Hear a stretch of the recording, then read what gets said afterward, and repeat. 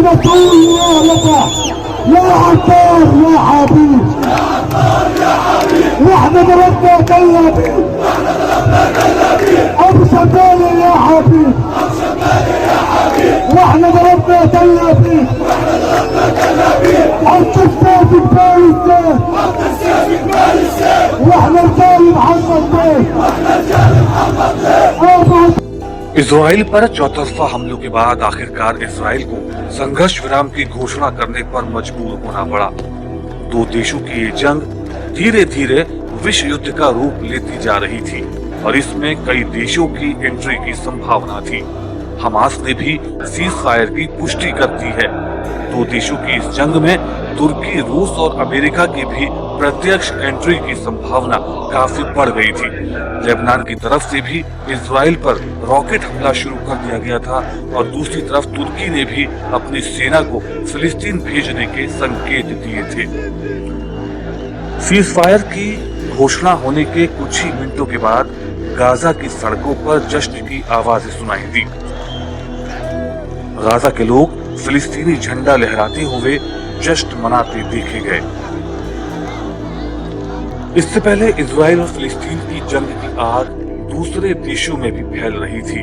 Israel की तरफ से फिलिस्तीन पर किए जा रहे हमलों के बाद क्या इस्लामिक देश केवल हाथ पर हाथ धरे बैठे हुए थे? नहीं, ऐसा बिल्कुल भी नहीं है। इजराइल के खिलाफ लेबनान ने भी जंग का ऐलान कर दिया था और वो खुलकर फिलिस्तीन के समर्थन में आ चुका था। लेबनान की ओर से इजराइल पर 6 रॉकेट दागे गए। हालांकि नुकसान कितना हुआ इस बात की जानकारी इजराइल ने नहीं दी। एक तरफ जहां इजराइल के आगे हमास की चुनौती थी तो वहीं लेबनान की तरफ से भी उसे लगातार खतरा बना हुआ था। वहीं तुर्की, ईरान और पाकिस्तान भी अपने अपने स्तर पर फिलिस्तीन की मदद कर रहे थे। तुर्की ने तो अपने सैनिकों को फिलिस्तीन भेजने और उनकी मदद करने के संकेत भी दे दिए थे। वहीं ईरान भी फिलिस्तीन को हथियार और अन्य साजो सामान मुहैया करवा रहा था।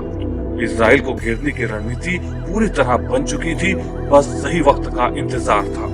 पिछले कुछ दिनों से तुर्की के राष्ट्रपति एर्दोआन ने इस्लामिक देशों सहित कई देशों के प्रमुखों से फोन पर लगातार बातचीत की और रूस के राष्ट्रपति व्लादिमीर पुतिन को वो स्पष्ट तौर पर इजराइल को सबक सिखाने की बात कह चुके थे। इजराइल के साथ जारी संघर्ष के बीच हमास इजराइल पर ताबड़तोड़ रॉकेट दाग रहा था। हमास अभी तक 4000 से ज्यादा रॉकेट दाग चुका है। पिछली बार की तुलना में हमास इस बार ज्यादा आक्रामक तरीके से हमले को अंजाम दे रहा था। विश्लेषकों का मानना है कि हमास के पास अब पहले के मुकाबले ज्यादा कारगर हथियार हैं। माना जा रहा है कि ईरान के समर्थन के चलते हमास इतना आक्रामक हुआ है। एक रिपोर्ट के मुताबिक ईरान ने हमास को अपनी मिसाइलों को विकसित करने में महत्वपूर्ण भूमिका निभाई ताकि वो इजराइल के अंदर अपने लक्ष्य को आसानी के साथ निशाना बना सके। रक्षा विश्लेषकों ने गाजा में हमास की सामरिक क्षमता को कमतर आंकने को लेकर इजराइल को आगाह भी किया था। इजराइल की 15 वर्षों से नाकेबंदी के बावजूद हमास का गाजा पर वर्चस्व कायम है। हमास ने इजराइल के विभिन्न शहरों को रॉकेट से निशाना बनाकर तेल अवीव को हैरान कर दिया था। यरूशलेम स्थित अल-अक्सा मस्जिद में नमाजियों पर हमले के बाद से भड़के खूनी संघर्ष के बाद से हमास ने इजराइल पर 4000 से ज्यादा रॉकेट दागे। इंटरनेशनल क्राइसिस ग्रुप (ICG) का कहना है कि हमास की मारक क्षमता, रॉकेटों की संख्या और उनकी निशाना बनाने की ताकत दोनों मामले में पहले के मुकाबले कहीं ज्यादा बढ़ोतरी हुई है। मौजूदा संघर्ष शुरू होने से पहले ही हमास के पास 12,000 से लेकर 15,000 रॉकेट थे। हालांकि हमास की रॉकेट बनाने की क्षमता का आकलन करना मुश्किल काम है। इस तरह के हालात में हमास की रणनीति और शस्त्रागार के विभिन्न पहलुओं को ध्यान में रखा जाना चाहिए। इसमें गाजा में सुरंगों का नेटवर्क, टैंक रोधी मिसाइल और ग्रेनेड लॉन्चर भी शामिल है। फिलिस्तीन और हमास जानते हैं कि रॉकेट्स नष्ट करने में इजराइल का बहुत पैसा बह रहा था। इंटरसेप्टर मिसाइलों की आपूर्ति भी अनंत नहीं है। इसके अलावा जानकारों का कहना है कि आयरन डोम भले ही इफेक्टिव हो मगर उसका भी एक सैचुरेशन पॉइंट है। वो एक बार में अधिकतम कितने रॉकेट से डील कर सकता है, इसकी भी एक सीमा है।